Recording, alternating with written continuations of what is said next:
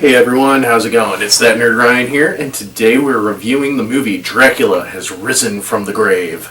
So this is actually a sequel to the first Dracula in the Hammer series.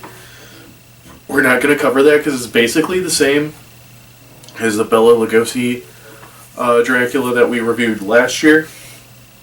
And you know what? I've been getting a kick for these Hammer films, and I don't know why, I just am really enjoying them, so I figured I'll keep watching them and review them for you guys. Obviously, we're still going to stick with Harry Potter and DC and stuff, but I just want to continue this one more week. So just quick recap for the original Dracula in the Hammer film. It is a little different. Renfield's not really involved. It's more of kind of like the latter half of the story of Dracula, and it still kind of plays out the same. However, this one, Castle Dracula, is still somehow active. The beginning is a little confusing, we'll get to that right now. So there's basically a church. It starts out the same way as The Nun 2, where there's a church, and a kid goes in the church, and all of a sudden, as he's checking the bell, there's blood dripping from the bell. So he goes upstairs and freaks out.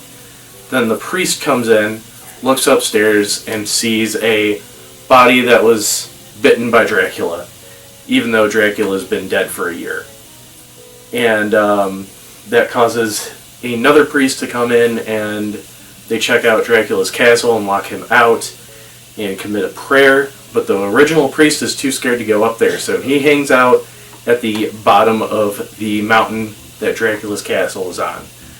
And he falls, knocking his head and letting blood trickle down into Dracula's frozen over casket. So then who bit the woman? That's my whole confusion here. So anyways, as that happens, the priest comes under Dracula's spell as the other one starts heading back home. And Dracula realizes he can't get back into his castle. So he takes a carriage in what looks like midday, which doesn't make any sense, to the priest that locked him out's hometown. And what I thought was really funny during this scene is he's like whipping the horses, but it looks sped up. So instead of like getting their attention, he's like that, which is just like really funny to me, because it's like he's really excessive. And we also get to see his look of superiority a lot in this. By the way, Dracula is played by Christopher Lee. So also, anytime Dracula's on screen, there is this weird filter that's like, it's like a yellow filter that like makes everything on the side kind of yellow and orange.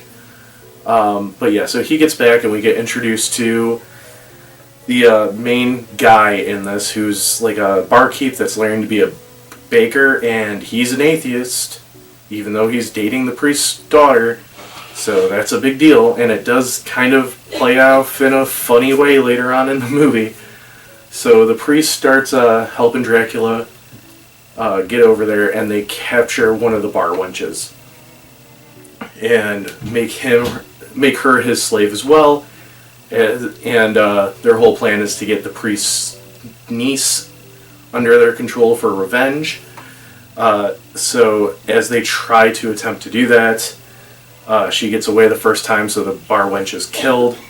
Then the priest helps Dracula capture or start sucking the blood of the niece. And as the priest tries to stop it, the bad priest knocks him out and inevitably kills him just from head trauma. And they try to protect the niece to where the bad priest is convinced to help, but he tries to break out of it, and they help kind of break the spell.